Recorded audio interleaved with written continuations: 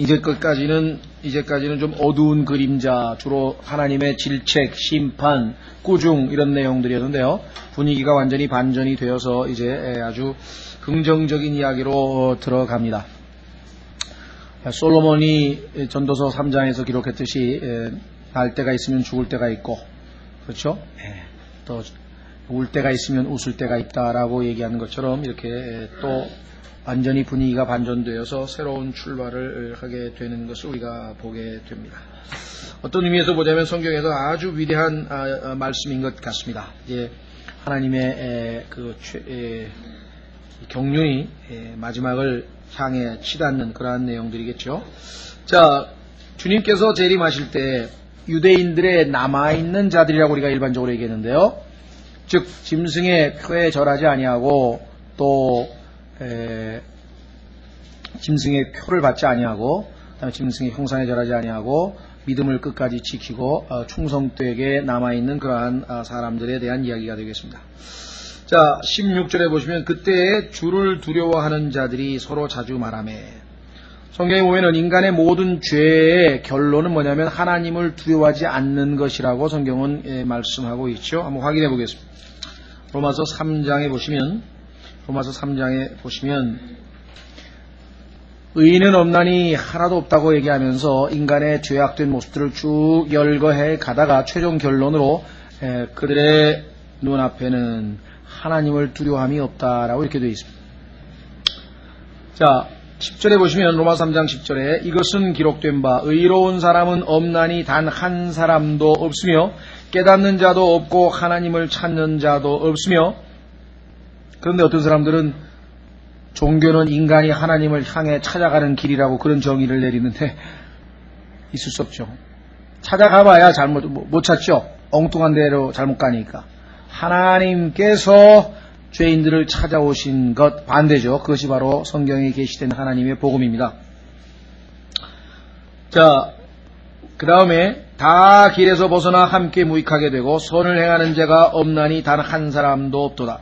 그들의 목구멍은 열린 돌무덤이라. 그들이 자기 혀로 속임수를 쓰라니 그들의 입술 밑에는 독사의 독이 있고 그들의 입은 저주와 악독으로 가득하며 그들의 발은 피 흘리는 데 빠름으로 파멸과 고통이 그 길에 있어 그들이 화평의 길을 알지 못하였고. 최종 결론이 무엇입니까? 그들의 눈앞에는 하나님을 두려워함이 없느니라. 그렇기 때문에 악하고 교만하지 않은 자, 악한 자, 교만한 자에 대한 언급이었지 않습니까? 말라기 3장 15절. 이번에는 그리하지 않은 자들을 한마디로 하자면 하나님을 두려워하는 자라 그랬습니다. 자, 그래서 말라기 3장 16절. 그때 주를 두려워하는 자들이 서로 자주 말하매 주께서 귀를 기울여 그것을 들으시고. 저희가 모여서 교제할 때 하나님은 어떠한 분이시고 성경의 어떤 귀절은 이런 뜻이어서 참으로 이 말씀을 듣고 내가 힘을 얻었고 이 말씀을 읽다 보니까 내가 찔림을 받아서 회개를 했고, 그래서 하나님에 대해서 이런저런 이렇게 말씀 안에서의 교제죠. 아버지와 아들과의 교제가 되고 말씀 안에서의 교제가 됩니다. 그럴 때 주께서 귀를 기울여 그것을 들으시고 주를 두려워하는 자들과 그분의 이름을 깊이 생각하는 자들을 위하여 주 앞에서 기념책에 기록하셨느니라. 놀라운 사실은 여러분과 제가 주님을 증거하고 또 주님에 대해서 간증하고 서로가 교제하는 가운데에 있었던 그러한 모든 말들이 그냥 흩어져 사라져버린 것이 아니라 하나님께서 그것을 기념하기 위해서, remembrance, 기억하기 위해서 다 기록해 두셨다고 성경은 분명하게 말씀을 하고 있습니다. 엄청난 이야기죠. 우리가 일상적으로 주님에 대해서 우리끼리는 그죠? 참 하나님이 너무너무 은혜로우시고 자비로우신 분이시다. 하나님 성경에 보니까 너무나 그죠? 자상하시다. 어떻게 하나님께서 그렇게 과부와 고아에 대해서 특별하게 관심을 가지실 수 있을까? 그런 등등 얘기할 수도 있고요. 자기의 개인적인 삶에서 하나님께서 은혜해 주신 것에 대해서 간증할 수도 있고요. 하여간 여러 가지 형태로 우리가 주님에 대해서 이런저런 이야기들을 할 때 그러한 모든 것들이 하나님께서 다 귀를 기울이신다고 성경은 말씀을 했습니다. 성경에 보면 하나님께서 여러 가지 책들이 있는데 물론 그 중에는 이제 생명책이 있겠죠. 구원받은 사람들의 이름을 기록해 놓은 생명책이 있을 것이고 그 다음에 또 우리가 행한 모든 일들을 기록해 놓은 그러한 책들도 있을 것입니다. 여기까지 성경에서 구절을 보시면 기록된 책에 대한 언급이 좀 나오는데요. 한번 보겠습니다. 시편 56편 8절에 보시면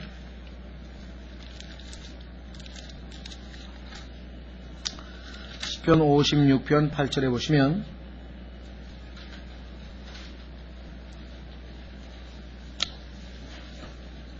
시편 56편 8절 이렇게 기록을 했습니다.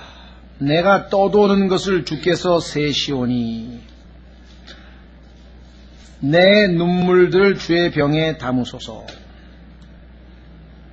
자, 여기 센다라고 하는 얘기에 보시면 영어 성경에 보면 tell이라고 하는 말을 썼는데요. tell list. 이 원래 tell이라고 하는 단어가 요즘에는 이야기하다 이런 뜻으로 쓰이죠. 그렇죠? 예. tale 그러면 이야기라고 그러잖아요. 그렇죠? 이야기. 그런데 원래 의미는 하늘에 있는 별을 하나 둘씩 세는 겁니다. 그래서 하나님께서 아브라함에게 뭐라고 얘기하냐면 하늘에 있는 저 별들을 세어 보아라. 내가 내 후손을 저 별들과 같이 하리라 할 때도 보면은 tell the stars. 얼핏 보면은 별들에게 이야기해봐라. 하나 둘씩 별 하나 나 하나 이러고 세는 거죠. 자, 하나님께 다 센다 이거예요. 내 눈물들을 주의 병에 담으소서. 그 눈물들이 뭐라고 되어 있습니까? 주의 책에 있지 아니하니. 우리가 고난 겪었던 모든 것들도 하나님께서 다 기록하고 기억하고 계신다. 문제는 우리가 그렇게 좋은 의미에서뿐만 아니라 합당치 아니한 모든 것들도 기록된 것으로 성경에는 나와 있습니다. 다만 성경에 보면 주님께서 예수 그리스도의 보혈로 씻음을 얻은 사람들은 더 이상 기억치 아니하시겠다고 분명히 말씀하셨죠. 자, 계시록 20장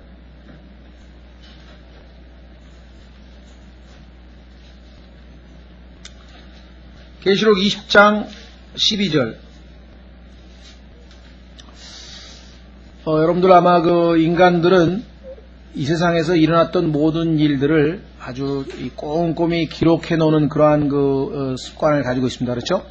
그래서 뭐 왕들이 그 치적을 쭉 기록한 거 뭐 이조실록, 그 다음에 뭐 이런 역사 기록서들이 많고요. 그 다음에 뭐 문서 보관소에 보면 하여간 뭐 베레벨 다 적어놨잖아요. 국회에서도 뭐 국회의원이 발언한 것도 전부 속기록에다가 다 기록해놨잖아요. 그렇죠? 또 인간이 하나님의 형상을 닮아서 그런가 봐요. 그러니까 전부 뭔가 다 기록해놔. 내 생각 같으면은 남에게 뇌물 준 거는 안 기록해놓을 것 같은데 뇌물 준 것까지도 명단까지 다 기록해놔가지고 나중에 수사에 잡혀 들어가 그냥 단서가 되기도 하죠. 그렇죠? 뭐 누구 과장한테 무슨 서장한테 얼마 줬다는 것도 다 기록해놓은 사람이 있어요. 하나님께서 여기 보시면 기록을 해놨다. 자, 계시록 20장 12절 또 내가 보니 죽은 자들이 작은 자나 큰 자나 할 것 없이 하나님 앞에 서 있는데 책들이 펴져 있고 또 다른 책이 펴져 있으니 곧 생명책이라. 자, 그러니까 생명책 말고 또 다른 책도 있네요. 죽은 자들이 자기 행위에 따라 책들에 기록된 걸로 인하여 심판을 받으니. 아마 우리가 행한 일도 아마 기록되어 있겠지만은 성경에 보면은 주님께서 하여간 것을 기억지 아니하신다고 분명하게 말씀을 하신 것을 우리는 믿고 우리의 수치스러운 것들은 드러나지 않겠지만 심판을 받는 자들은 그들이 책에 기록되어 있는 그대로. 자, 다행히 우리 그리스도인들에게 있어서는 주님께서 기억해 주시는 것이 우리가 하나님의 은혜로 하나님을 기쁘시게 했던 그러한 것들만 기록해 놓으셨습니다. 히브리서를 읽다 보면 여러분들이 아마 11장에서 가만히 있어봐. 삼손이 왜 여기 들어가나? 그런 생각이 들 때가 있을 겁니다. 그렇죠?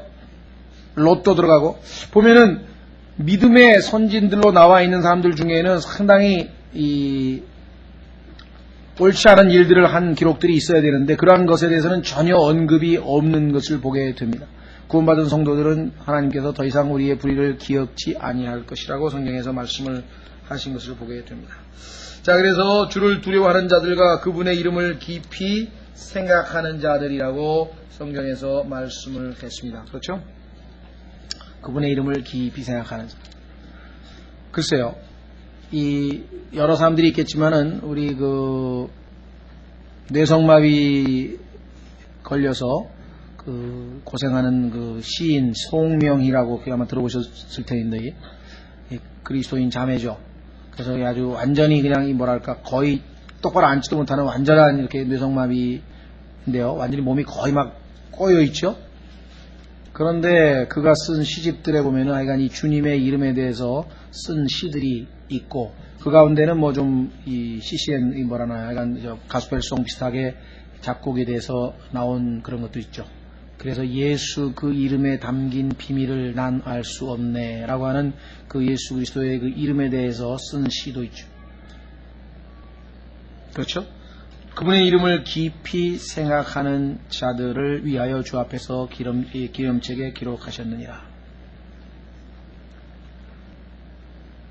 이 세상에 그 어떠한 이름보다 더 위대한 이름이고 가장 하나님께서 높이신 그러한 이름입니다. 예수라고 하는 이름이. 그래서 어떤 제가 개인적으로 아는 목사분은 그런 간증을 했어요.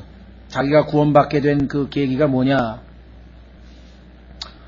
자기는 가톨릭 신자였는데 친구가 자기에게 찾아와가지고 혹시 예수님께서 너희는 반드시 거듭나야만 한다 그렇게 말씀하셨는데 혹시 거듭나셨습니까? 이 사람이 처음에는 듣는 순간에 굉장히 당혹스러웠어요. 왜?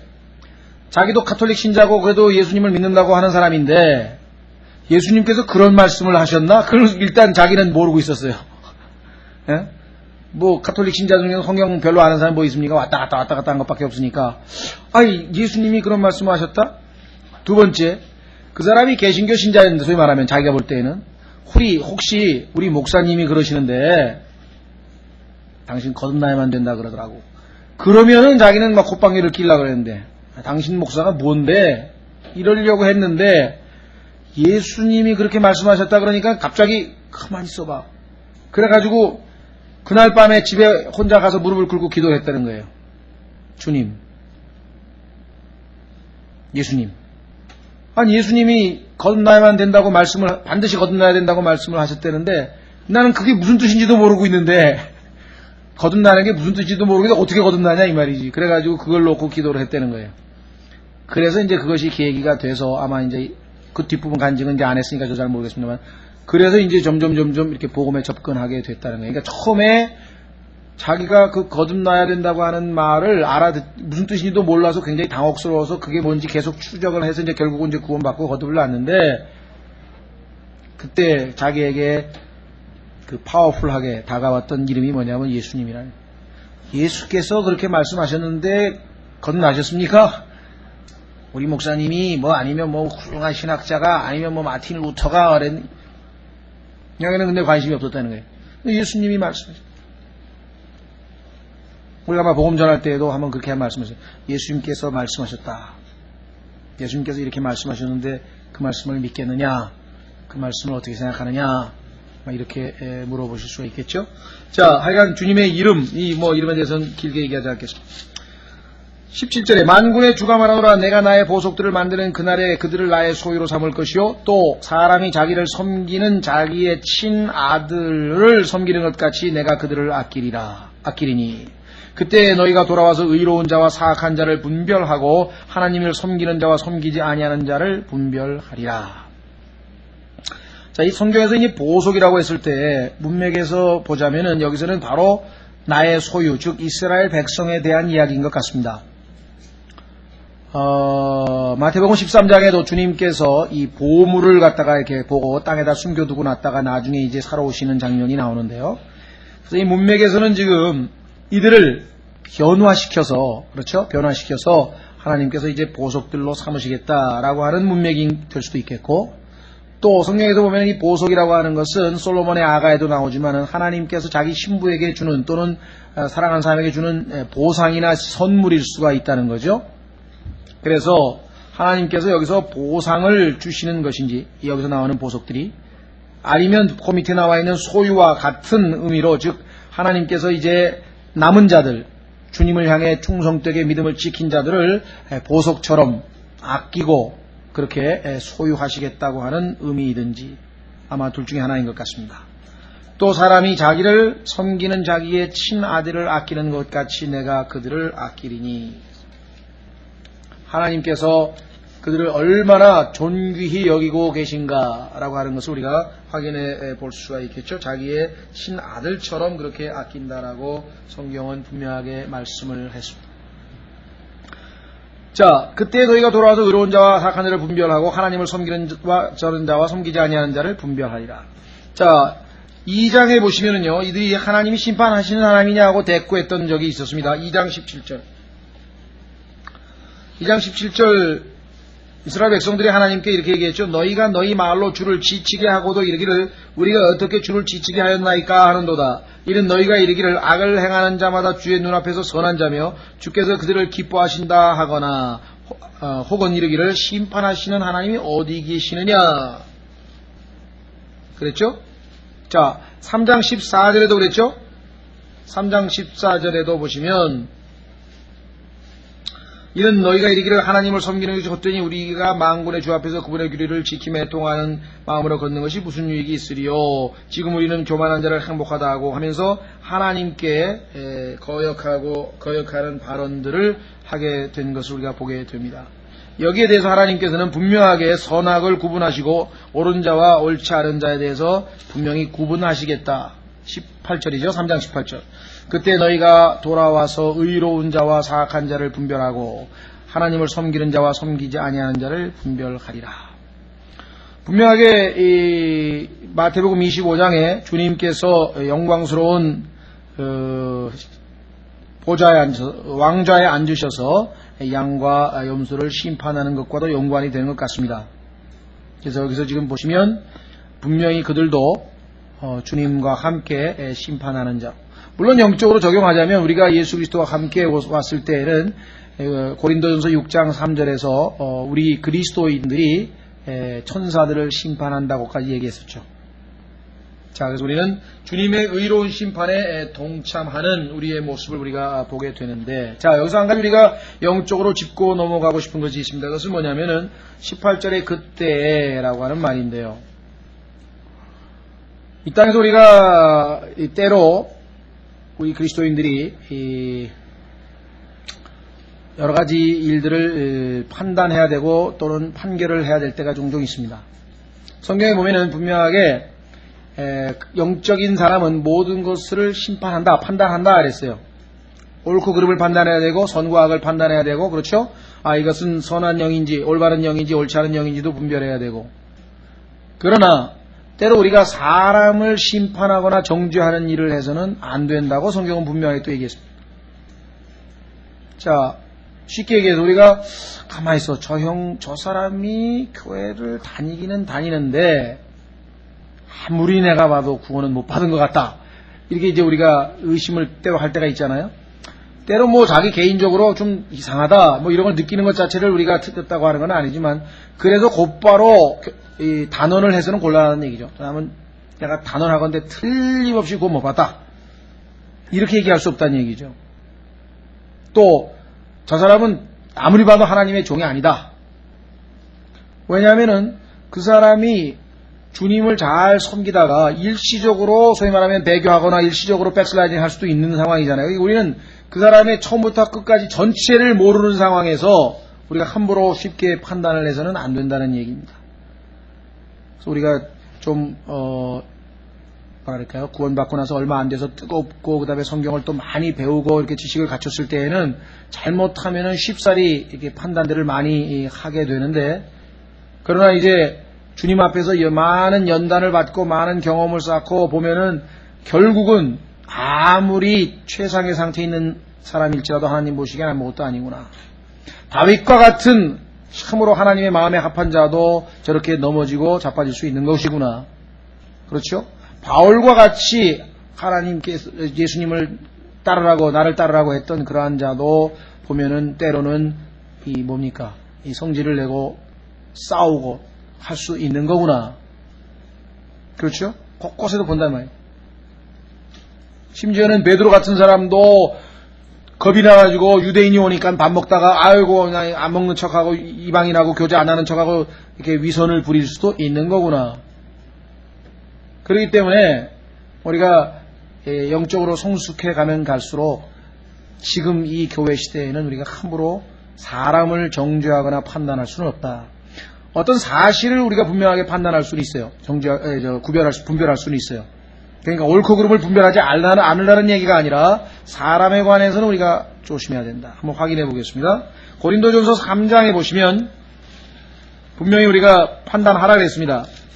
영적인 사람은 뭐든지 판단할 수 있다. 고린도전서 3장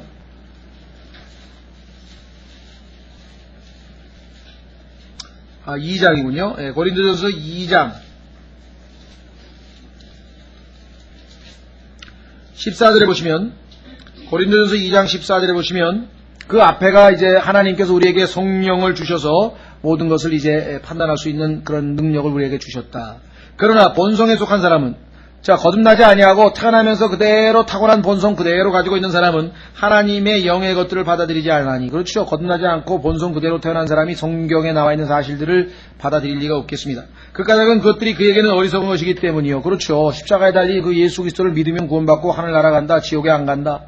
예수를 믿으면 영원히 산다. 죽지 않는다. 죽었다가도 부활한다. 이게 뭐 도대체 믿어지는 얘기입니까? 안 믿어집니다. 또 그가 그것들을 알 수도 없나니 그 까닭은 이런 것들이 영적으로 분별되기 때문이라. 영이 죽어있는 사람은 알 수가 없습니다. 오직 영에 속한 사람은 여기 나와 있네요. 영적인 사람은 모든 것을 판단하나 all things, all people, all the men 사람 아니고 여기서 우리가 조심해야 돼요. 저 형제가 지금 하고 있는 일은 성경적으로 어긋났다. 이건 올바른 판단인데 고로 저 형제는 하나님의 사람이 아니다. 이러고 딱 결론 내버리면 그건 큰일 나는 일이다. 왜? 그 형제가 하나님의 자녀이지만 지금 육신적이 되어서 하나님의 자녀답지 않게 얼마든지 행동할 수 있다는 거죠. 그러나 그가 하나님의 징계를 받고 아차 내가 잘못했다고 마음 돌이켜서 어느 날 보니까 정말 아름다운 열매를 맺고 훌륭한 삶을 살았다. 그럼 어떻게 할게? 그때 가서 가만있어. 그때 그럼 내가 판단한 게 틀렸나? all things 분명하게 나와 있죠. 자, 그래서 로마서 14장에 가면은 경고가 나와 있습니다. 형제를 판단하지 말라. 그런데 아담의 성품은요 쉽게 판단을 합니다. 그래도 구원 못 받은 것 같은데 틀림없어. 구원 못 받았어. 딱 나중에 간증을 들어보니까 구원 받았어.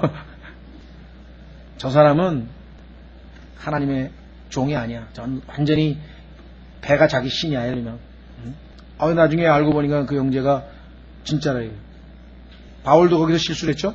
마가 너 하나님의 종이 아니다. 너는 왜? 같이 선교 나갔다 중간에 그만두고 도망갔어? 힘들다고 같이 너만 힘들었냐? 우리도 같이 힘들었는데 도망갔다. 너는 다음부터 절대 기회 안 주겠다. 이게 돼. 자, 로마서 14장에 보면은요, 이렇게 기록되어 있습니다.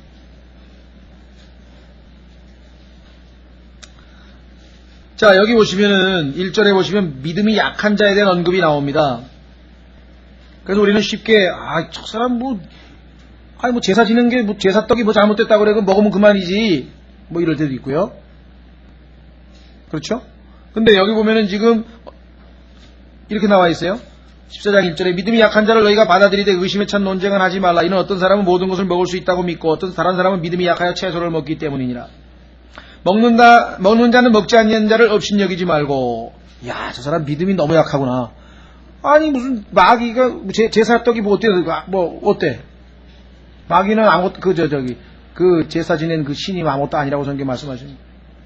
하나님께 감사드리고 깨끗하게 성결케 해달라고 기도하고 먹으면 아무렇지도 않다 그랬는데 왜 못 먹고 저렇게 막 의심에 찬 저기 마귀에게 마친 걸 어떻게 먹어요? 그 다음에 먹지 아니하는 자는 먹는 자를 판단하지 말라. 먹지 않은 자는 또 뭐예요? 저 봐라. 분명히 아까 여기 제사상에 의해서 막 거기다 절하고 돼지머리 옆에 있었는데 그거 지금 떡 먹는다. 막 이러고 또 이런. 예? 이는 하나님께서 그를 받으셨습니다. 남의 종을 판단하는 너는 누구냐? 이거예요, 지금. 그의 서거나 넘어짐이 자기 주인에게 달려있은 즉, 참으로 그가 세움을 받으리니, 이는 하나님께서 그를 등이 서게 하실 수 있기 때문이라. 어떤 사람은 한 날을 다른 날보다 귀히 여기고, 그렇죠?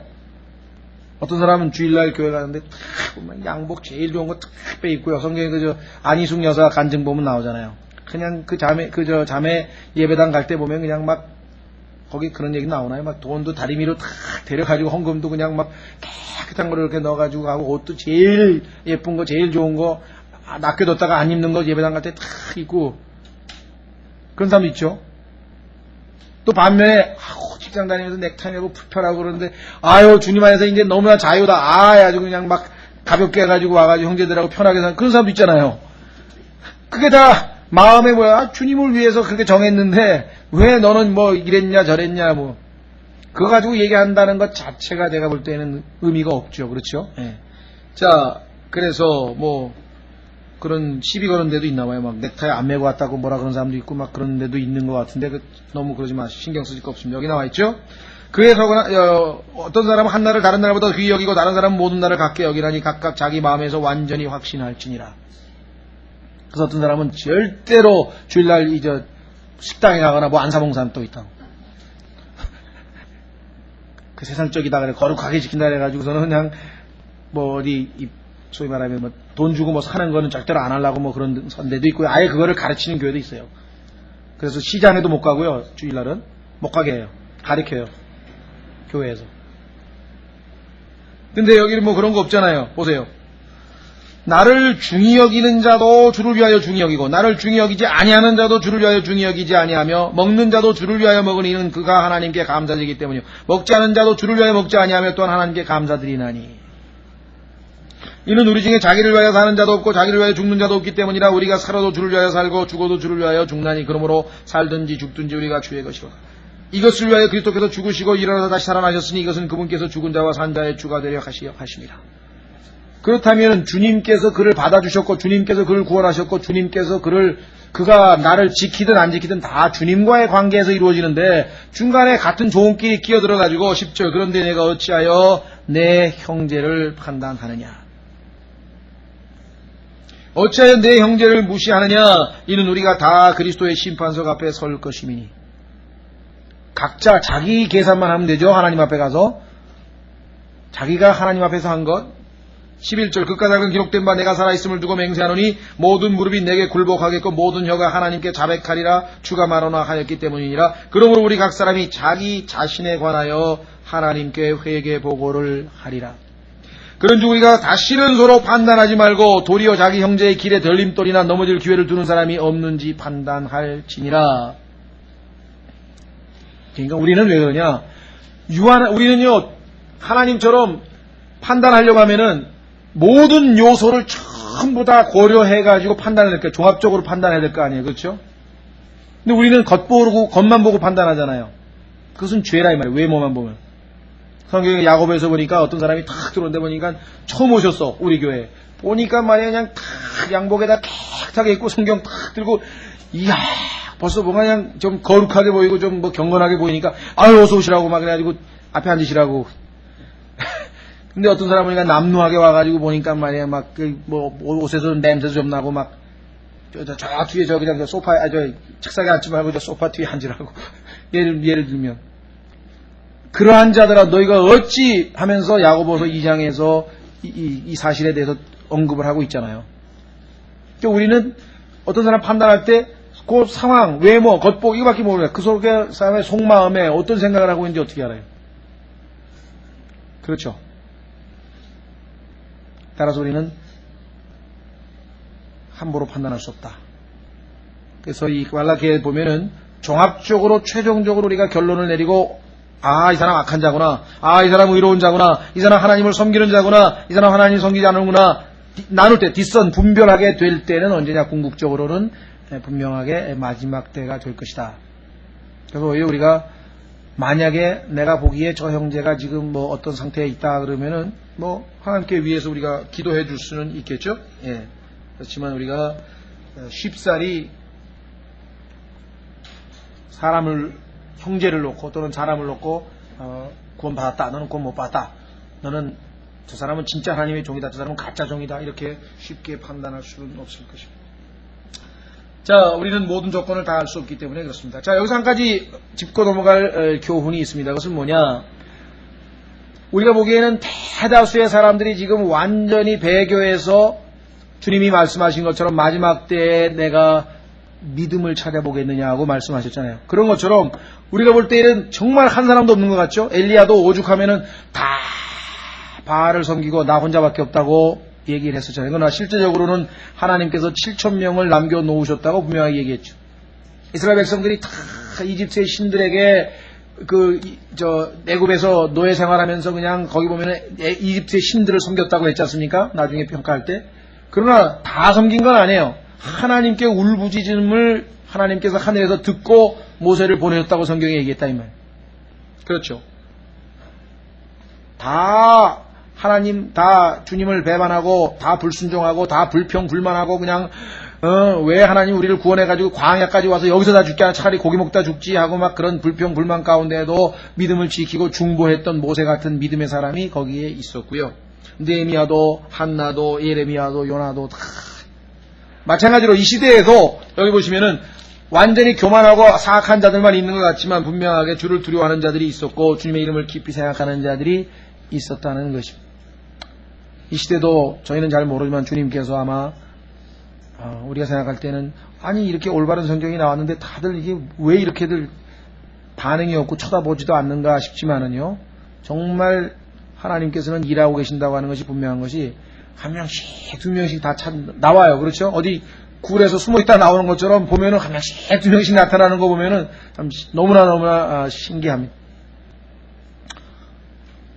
지난번에도 하여간 문현호 형제님 기도원에서 만난 사람도 사연을 들어보면은 야 어떻게 그렇게 해가지고 이렇게 왔을까 신기하고요. 또 여기 송탄에서 오신 양반도 들어보니까 하여간 야 하나님께서 알게 모르게 다 일하고 숨어서 역사하고 계시는구나.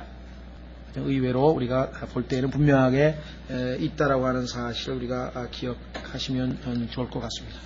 자, 그래서 우리는 오늘 4장 1절까지만 보고 다음 시간에 2절서부터 6절까지 구약성경의 결론이면서 사실은 어떤 의미에서는 성경 전체의 결론일 수가 있는 내용들입니다.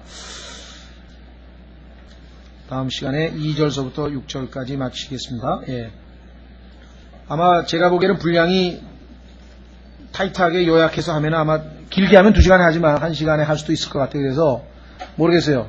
제가 준비하다가 생각을 했는데 다음 9월 7일 하고요. 그 다음에 13일 날은 한 주 쉬었다가 20일 날 다시 공부를 할 테니데 추석 긴 주일은 빼려고 합니다. 7일 날이죠. 7일 날 마지막으로 모일 때 1시간 하면 아마 우리가 마칠 것 같거든요. 그리고 둘째 시간에는 교제를 좀 길게 하고요. 좀 파티를 좀 했으면 좋을 것 같은데. 예.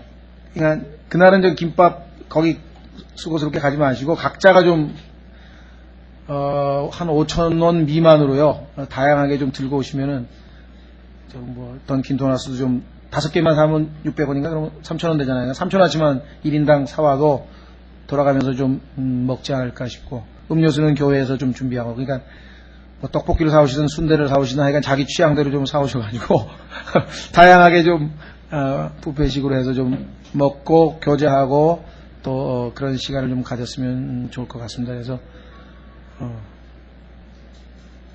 부담 갖지 마시고 그냥 오실 분은 그냥 오시고요. 예.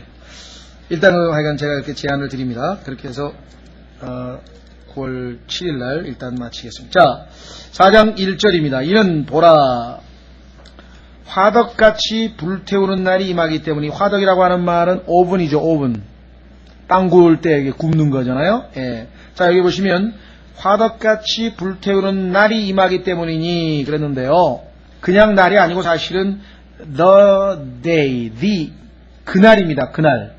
그래서 여기 보시면 사실은 이렇게 번역을 해야 됩니다. 이는 보라 그날이 오리니, 그날은 화덕같이 불태우는 날이요 라고 이렇게 밑으로 내려가서 하는 게 낫거든요. 왜냐? 성경에서 the day, 바로 그날, 하나님께서 정해놓으신 그날, 이 그날이라고 하는 말이 구약성경에 얼마나 많이 나오는지 예수 그리스도의 십자가의 죽으심보다도 무려 20배 이상 많이 나온 그날. 왜 그렇습니까? 우리 죄인들에게는 예수 그리스도께서 십자가의 죽으심으로 대속을 이루시고 우리가 그로 말미암아 영생을 얻고 지옥의 형벌로부터 구원받는 것이 가장 중요한 날이죠. 그렇죠? 우리가 보는 관점에서는. 그러나 하나님의 관점에서 보자면요, 하나님의 관점에서 보면은 아들 하나님께서 그 고난을 당하고 그게 기뻐하실 일이 아니에요, 사실은. 그것도 물론 주님께서 성경에 보면은 그로 말미암아 우리가 구원받을 것으로 인하여 아들이 상하는 것을 기뻐하셨다고 이사야서 53장에 기록되어 있지만, 하나님의 마음에 더 심중에 두고 있는 그날은 뭐냐면 그 아들이 이제는 모욕당하고 그렇게 경멸당하고 조롱당하는 그러한 아들이 아니라 이제 영광을 받으시고 통치하시고 온 우주에서 가장 높임을 받으시는 바로 그날이죠. 그래서 in that day, 아주 that이라고 해서 그날이라고 아주 강조하는 날이 있고 in the day. 그래서 이 표현이 얼마나 구약성경에 자주 나오는지, 특히 스가랴서 12장을 보면은요, 아예 3절, 4절, 6절, 8절, 9절, 11절, 13장에 1절, 2절, 4절, 6절, 14장에 6절, 8절, 9절, 13절, 20절, 그냥 계속해서 강조하는 그날, 바로 그날. 왜? 하나님께서 가장 고대하고 계시는 바로 그날이란 뜻입니다. 그래서 보라 그날이 오리니 화덕같이 불태우는 날이 임하기 때문이라. 왜? 하나님께서 얼마나 오래 참으셨는지 구약성경에 기록했죠? 참으셨어요. 이제는 더 이상 기회가 없어. 왜? 그 밑에 보세요. 참으로 교만한 자와 악하게 행하는 자가 다 지푸라기가 되리라. 지푸라기라고 하는 말은, 여기서 얘기하는 지푸라기는 어떤 지푸라기냐면요, 우리 그 벼 있잖아요. 이제 추수가 되면은 벼를 베잖아요. 베면은 밑둥 남잖아요. 구루턱이라 그러나요, 우리가? 이게 벼 있으면은 딱 베면은 밑둥 남은 거, 죽은 거. 그렇게 돼버린다, 이게 다 끝나버린다. 그날이 여기 또 나와 있네요. 그날을 임하여 그들을 불태우고, 그야말로 하나님을 거부하는 모든 것들을 완전히 불태워서 우리가 소위 말하는 살균 소독하듯이 아주 깨끗하게 정리해버리시는 바로 그날이 올 겁니다. 어떻게 됩니까? 뿌리와 가지가 남기지 아니하리라 만군의 주가 말하노라. 여러분 상식적으로 생각해 보십시오. 뿌리가 남아있으면은요, 우리가 가지치기가 다 베고 이렇게 보면은, 때로는 우리 전지 작업도 하고 이런 일 하잖아요. 그런데도 뿌리가 남아있으면 나중에 도로 싹이 나오죠. 그렇죠? 계속해서. 한번 실제적으로 성경 기록에도 아마 그렇게 되어 있죠. 한번 확인해 보겠습니다. 욥기를 한번 보십시오. 욥기 14장 7절에 보시면 이렇게 기록되어 있습니다.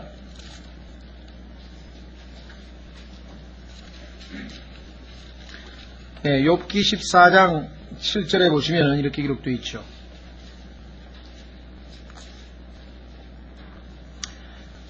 자, 나무에는 소망이 있나니 베일지라도 다시 움이 돋아 그 연한 가지가 끊이지 아니하며 그 뿌리가 땅속에서 오래되고 그 줄기가 흙 속에서 죽을지라도 물 냄새에 싹이 트고 새로 심은 초목처럼 가지들을 낼 것이로되.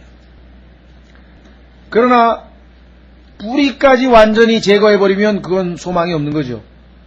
여기서 지금 뿌리와 가지가 남기지 않는다는 얘기는 더 이상의 기회가 없다는 얘기죠. 더 이상의 기회가 없다는 얘기. 완전히 다 모든 것이 제거된다라고 하는 바로 그것입니다. 자, 그래서 우리는 마태복음 3장에 보시면 예수 그리스도께서 오셨을 때 도끼가 뿌리에 닿았으니 라고 말씀하는 것을 보게 됩니다. 자, 한번 보십시오. 마태복음 3장.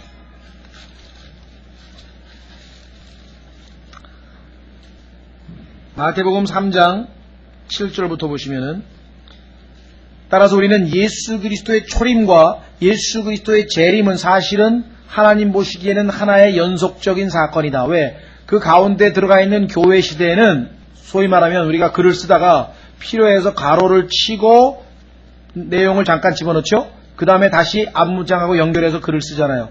마찬가지로 일종의 가로 넣기에 해당되는 특별한 시기라고 했어요. 그것은 하나님의 백성인 이스라엘이 자신의 메시아를 거부했기 때문에 하나님께서 그들을 질투나게 하셔서 그들로 하여금 다시 메시아에게 회개케 하여 돌아오게끔 하고자 하는 하나님의 지혜로운 방법 중에 하나가 이방인들을 예수 그리스도의 신부로 삼아서 구원의 길을 베푸시는 거라 그랬잖아요. 자, 그러면은 보십시오. 마태복음 3장 7절에 그러나 요한이 많은 바리새인들과 사두개인들이 자기에게 침례를 받으러 오는 것을 보고 그들에게 이르되 오 독사의 세대여 누가 너에게 경고하여 다가오는 진노를 피하라 하더냐. 진노는요, 여러분들이 아마 성경 곳곳에서 구약 특히 보시면은 계속해서 진노의 날 그게 뭐냐면 재림하시는 날이에요. 말라키에 나와 있는 바로 크고 그 두려운 날이에요. 그 날이 진노의 날이거든요. 여기 진노에 대한 언급이 나오잖아요. 그러므로 회개에 합당한 열매를 맺고 속으로 아브라함이 우리 아버지라 말할 생각을 하지 말라. 내가 너에게 이르노니 하나님께서는 능히 돌들로도 아브라함에게 자녀를 일으켜 세우실 수 있느니라. 또한 도끼가 이제 나무 어디에 닿았습니까? 뿌리에 놓였으니 그러므로 좋은 열매를 맺지 아니하는 나무가 다 지켜 불 속에 던져지느니라. 환난 때의 이스라엘입니다. 환난 때에 하나님을 거부했던 아까 교만하고 악한 자들. 참으로 나는 너희로 하여금 회개하게 하려고 물로 침례를 주거니와 내 뒤에 오시는 분은 나보다 능력이 더 있으심에 나는 그분의 신을 드는 것도 감당하지 못하겠노라. 그분께서는 너희에게 성령님으로 침례를 주시고 불로 침례를 주시리라. 곧 손에 키를 들고 자신의 타작마당을 철저히 정결케 하사, 여기 나와 있네요. 정결케 하사. 지금 정결케 하시는 작업이죠. 불로 태운다 그랬죠. 자신의 알곡은 모아 곡간에 들이시되 껍데기는 꺼지지 아니하는 불로 태우시리라. 자, 여기 보시면 불이 12절 끝부분에 나와 있고 11절 끝부분에도 불이 나와 있죠. 불. 어떤 겁니까? 하나님께서 마지막 그분의 진노를 퍼부으시는 날. 그래서 예수 그리스도의 재림의 날은 진노의 날, 복수의 날, 심판의 날, 크고 두려운 날, 끔찍한 날이라고 반복해서 이 얘기를 하는 거예요. 하나님께서 계속해서 이스라엘 백성들에게 기회를 주시고 마지막에는 모세와 엘리야까지 계시록 11장에 보내셔서 메시아가 오실 것임을 다시 한번 알렸건만 하나님을 거부하고 짐승을 따르고 짐승의 표를 받고 했던 자들에게, 그리고 그 짐승을 쫓았던 이방 모든 국가들, 대한민국이 됐든 일본이 됐든 미국이 됐든 그 모든 국가들을 하나님께서 이제 완전히 심판하시는 그날, 그게 바로 불로 태우시리. 불. 그래서 여러분들 이미 공부하셔서 아시겠지만 불침례라고 하는 것은 요즘에 일반적으로 이 잘못 알고 있는 성령 침례하고는 완전히 딴 얘기입니다. 은사주의 집회라든가 뭐 이런 기도원이라든가 이런 데 가면은 불 받으라고 뭐 사람들을 독려하고 그러는데요. 그건 큰일 날 일입니다. 성경에 분명하게 나와 있잖아요. 불로 침례를 주는 게 뭐예요? 설명이 되어 있잖아요. 그 바로 다음 절에. 불로 나중에 지옥불, 불못에서 던져져서 다 태워버린다는 얘기예요. 침례가 무슨 뜻이에요? 푹 잠긴다는 얘기 아니에요. 불못, lake of fire, 푹 잠겨버린다 이 말이에요. 자, 그래서 우리는 이 말라키 4장으로 돌아오면은 불태우는 날, 불태우고 뿌리와 가지를 남기지 아니하고 라고 성경에 기록되어 있는 것을 보게 됩니다. 자, 그래서 우리는 이 성경에서 이 불과 관련된 구절들을 상당히 성경에 많이 찾아봤는데 오늘 몇 개만 더 찾아보도록 하겠습니다. 자, 우선 요엘서 2장 30절로 가겠습니다. 요엘서 2장.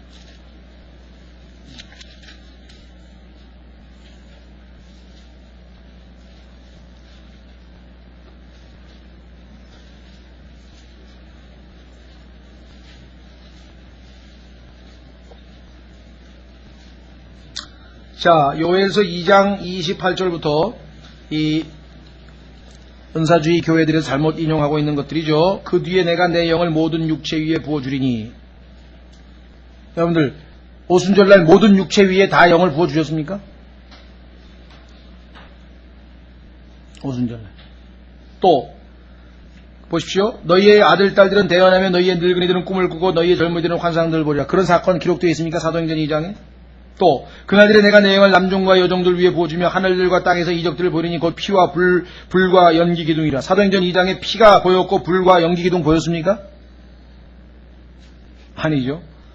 31절 크고 두려운 주의 날이 이르기 전에 해가 변하여 어둠이 되고 달이 변하여 피가 되려니와. 여기 분명하게 30절에 불이 언급되어 있는 것을 보게 됩니다.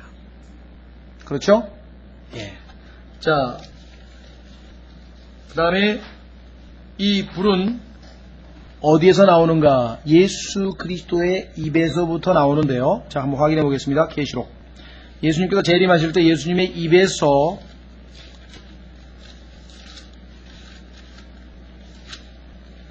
계시록 19장입니다.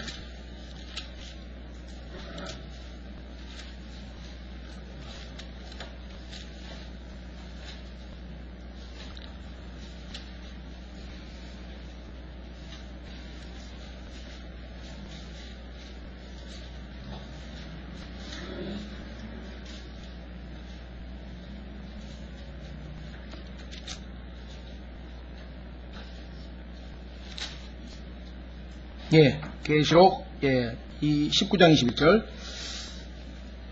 그 나머지는 말 타신 분의 칼, 곧 그분의 입에서 나오는 칼로 죽임을 당하니 모든 날짐승이 그들의 살로 배를 채우더라. 여기, 그분의 입에서 나오는, 뭐라고 했습니까? 예, 칼이라 그랬죠? 이 칼은 우리가 히브리서 4장에서 하나님의 말씀이라고 하는 사실을 알고 있죠. 그렇죠? 예. 자, 그런데, 한번 확인해 보겠습니다. 데살로니가 후서 1절로 가시면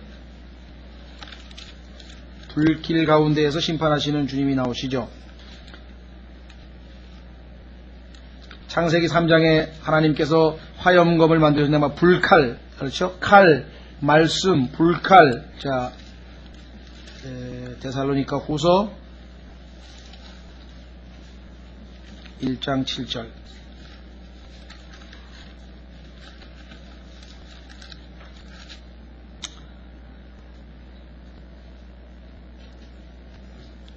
자, 괴로움을 당하는 너희에게는 우리와 함께 안식으로 갚으시는 것이 하나님께는 의로운 일인즉 주 예수님께서 자신의 강력한 천사들과 함께 하늘로부터 나타나실 때 하나님을 알지 못하는 자들과 우리 주 예수 그리스도의 복음에 순종하지 않은 자들에게 여기 뭐라 그랬습니까? 타오르는 불로 징벌하시리니. 자, 예수님께서 빛이 있으라. 창세기에서 빛이 있듯. 그럼 예수님께서 불이 있으라. 불이 있겠죠. 그렇죠. 그 입술에서 나오는 말씀에 의해서 그 능력의 말씀으로 인해서 실제적으로 이 주님이 불로 모든 것들을 태우실 것이다. 불이 있으라 그 다음에 뭐 태우라 뭐 그렇게 말씀하시는지 모르겠습니다만은 주께서는 말씀으로 태우실 것이다 라고 말씀합니다. 자, 실제적으로 또 나훔서 2장에 보시면은 이들이 아까 오븐이라 했잖아요. 화덕 구워서 새까맣게 탄 모습이 이렇게 기록되어 있습니다. 나훔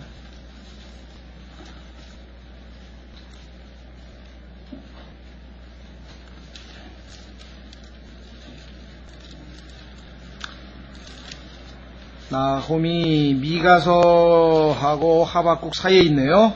미가서하고 하박국 사이에 나훔서 2장 10절 보시면은요. 니느웨가 텅 비고 그적이 비어 피폐하게 되었도다. 그 마음이 녹음에 그 무릎들이 서로 부딪히며 모든 허리에 큰 고통이 있고 그들의 모든 얼굴이 검게 되는도다. 이 검게 그들의 얼굴이 타는 모습은 요엘서에도 나와 있고 에스겔서에도 나와 있고 반복해서 나옵니다. 그러니까 이들의 몸은 아마겟돈 전쟁에서 주님께서 불로 심판하실 때 타거나 그렇죠? 녹거나 뭐 죽거나 이렇게 될 것이고 그들의 혼은 불못으로 던져지는 것이죠. 자, 실제적으로 스가랴서 14장에 보시면 이들이 죽는 모습이 서서 얼마나 열이 강한지 그냥 녹아버리는 모습을 보게 돼요. 그래서 어떤 분들은 이게 혹시 핵무기가 사용되는 거 아니냐 뭐 이렇게 얘기하시는 분도 있어요. 왜냐하면은 실제적으로 그 일본의 히로시마나 나가사키인가에서 그 원자탄 터져가지고 엄청난 열이 있을 때 사람들이 죽어가는 모습과 동일하다고 얘기를 합니다. 한번 보겠습니다. 스가랴서 14장 12절. 스가랴서 14장 12절. 예루살렘과 싸우는 모든 백성에게 주께서 내리실 재앙이 이러하니 곧 그들이 발로 섰을 때 그들의 살이 썩어 없어지고 서 있는데 살이 썩어 없어졌죠? 그들의 눈이 눈구멍 속에서 썩어 없어지며 그들의 혀가 입 속에서 썩어 없어질 것이요. 그래서 아마 이와 같은 모습을 보고 이게 핵전쟁이 아니냐 이렇게 추정을 하는 사람도 있습니다. 글쎄 뭐 단정을 못 내리겠습니다만은 이것이 엄청난 열로 말미암아 일어난 일이라고 한다면은요, 굳이 핵무기라고 얘기할 필요도 없이 주님께서 말씀으로 불이 있으라 했을 때 그 엄청난 열로 똑같은 효과를 낼 수도 있다는 거죠. 그러니까 우리가 하나 딱 발견해가지고 이게 핵전쟁이구나 막 이렇게 단숨에 저기 할 필요는 없다. 우리 또 성경에 보면은 뭐 그런 거 많죠. 이게 성경에서 자동차에 대한 언급이 나왔구나. 이게 헬리콥터인가 보다. 막 그렇게 해가지고 그냥 갖다가 막 붙이는 사람들이 있는데 조심스럽게 해야죠. 그럴지도 모른다. 그렇게 얘기하면 괜찮은데 그거라고 막 단정을 해가지고 얘기해서는 곤란하다. 말씀드린 것처럼 전쟁이라고 나중에 여러분도 아시다시피 이 땅에 그 기름이 10년 남았다는 사람도 있고 맥시멈으로 40년 남았다는 사람이 있는데 기름 다 떨어지면 비행기는 어떻게 들 거면 어떻게 할 거예요 그 다음에. 옛날 방식으로 싸우겠죠. 그러니까 진짜 칼싸움 할 수도 있대. 성경에 보면은 말 타고 와서 칼로 싸우잖아요. 칼 끝으로 죽인다는 얘기가 반복해서 나오잖아요. 그러니까 아예 어떻게 보면은 옛날에 우리 소위 말하면 에너지가 없는 그런 시대로 돌아갈 가능성도 충분히 있기 때문에 우리가 핵무기 있는데 발사 어떻게 할 거예요? 에너지가 없는데. 그래서 쉽게 너무 단정적으로 말씀하지는 않되 하나님께서 이건 불로 심판한다고 하는 것은 분명하다라고 하는 사실을 우리는 알게 되었습니다. 자, 그래서 우리는 하나님의 그날은 우리가 그리스도인의 입장에서 바라보자면은 그날은 주목할 만한 날이죠. Notable day. 그러나 다른 사람들이 보기에는 여기처럼 아주 5절에 나와 있죠. 보라 크고 두려운 주의 날이 이르기 전에, 크고 두려운 주의 날이 4장 1절에 임했습니다. 그러나 2절서부터 다음 시간에 우리 공부할 2절부터 보시면 그러나 내 이름을 두려워하는 너희에게는 여기 나와 있죠. 아까 두려워하는 사람들은 16절에 나와 있었죠. 주님께서 그들의 모든 것들을 다 들으시고 기록을 해놓으시고 그들을 위해서 그렇죠 책을 마련하시고 이와 같은 자들에게는 어떤 일이 벌어지는가? 의의 해가 떠올라. 이제 여러분들이 해라고 하는 말 소문자가 아니고 대문자입니다. 조심하십시오. 소문자로 생각해서 이 태양신을 예수님이라고 또 섬기는 사람이 있어요. 바알이죠. 태양신. 소문자 태양신은 저 위에 있는 그 태양신은 바알이에요. 바알. 예수 그리스도는 대문자. 다시 말하면 이 의의 해라고 하는 것은 예수 그리스도의 또 다른 이름이에요. 자, 자기 날개들에서 병 고치는 능력을 내리니 여기 아까 치유라고 하는 말 나왔었죠. 반복해서. 치유. 왜 그렇겠습니까? 이 땅이 하나님의 심판으로 생각해보세요. 그 아마겟돈 전쟁, 여러분들 6.25 전쟁 끝나고 나서 후유증, 이 땅에 그 벌어진 파괴, 그 흔적들이 즐비할 거 아니에요. 어떻게 하시겠어요? 모든 것들을 다 회복하셔야 될 거 아니에요. 그렇죠? 네, 치유하셔야 된다. 하나님께서 그 성경에 보면은 아주 이 땅에 있는 2억이 넘는 시체, 그렇죠? 2억이 넘는 수많은 시체들을 처리하는 방법이 있잖아요. 여러분들 아프리카에 가면은 그 시체 쓰레기꾼이라나 사냥꾼이라나 모든 약간 이 짐승들이 먹다가 남은 시체들을 깨끗하게 아주 청소하는 그 독수리족이 있죠. 성경에 보니까 하나님께서 뭐라 했습니까? 시체가 있는 곳에는 독수리도 있느니라. 이 구절이 여러 군데에서 반복해서 나와요. 읽을 때마다 이게 도대체 뭔 소리인가? 시체가 있는 곳에 독수리가 있다는 말은 알기는 알겠는데, 왜냐하면 동물의 왕국에서 봤으니까. 그게 도대체 무슨 의미인가? 알고 보니까 하나님께서 대청소를 하는 작업이에요. 네? 그래서 이게 간단한 얘기가 아니고 성경에서 굉장히 중요한 내용입니다. 한 구절만 읽고 마치겠습니다. 실제적으로 어떻게 설명하고 계신가 보세요.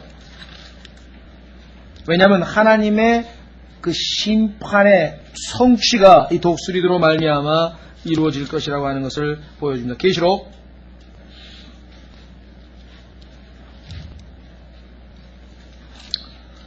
20장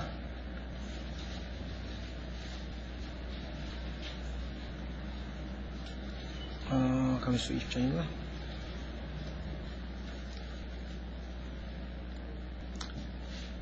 19장 21절. 우선 19장 21절 좀 먼저 보시고요. 거기 보시면은 끝부분에 뭐라고 되어 있습니까? 그 나머지는 말타시문의 칼 곧 그분의 입에서 나오는 칼로 죽임을 당하니 그 다음에 뭐라 했습니까? 모든 날짐승들이 그들의 살로 배를 채우더라 그랬죠. 그런데 이 사람들의 그 살이 누구의 살인가가 성경에 아주 굉장히 자세하게 기록되어 있어요. 어디 있나? 18장. 예, 그렇습니다. 한번 보십시오. 응? 18장 18절이요? 19장 18절. 예, 맞습니다. 여기 보시면은요. 17절부터 보겠어요. 하나님이 만찬이라 그랬어요. 이게 얼마나 하나님께서 초청하시는지 만찬에 초청을 한다 이렇게 대단하죠. 하나님의 만찬. 우리는 주의 만찬하는데 하나님의 만찬. 자, 17절도 내가 보니 한 천사가 해안에서 서서 하늘 한가운데로 날아가는 모든 날짐승들을 향하여 큰 음성으로 외치르되 와서 위대하신 하나님의 만찬에 모여. 그 다음에 뭐라 했습니까? 왕들의 살과. 여러분 생각해 보세요. 이 땅에 아무리 위대한 왕들도 결국은 날짐승의 먹이로 끝나는 겁니다. 육체는 아무짝에도 소용없죠. 총대장들의 살과 용사들의 살과 말들의 살과 말탄 자들의 살과 자유로운 자나 메인 자나 작은 자나 큰 자를 막론하고 모든 사람의 살을 먹으라. 예? 그래서 주님께서 늘 말씀하시기를 시체가 있는 곳에 독수리가 있다라고 말씀하셨구나. 하나님께서 온 우주에서 마지막 멋진 만찬을 베풀어 가지고 싹 깨끗하게 시체 청소를 하시고 그 다음에 그분의 이제 능력의 말씀으로 새롭게 그래서 완전히 에덴 동산의 원래 창세기 3장에서 타락 이전의 원래 모습을 다 회복하시는 거죠.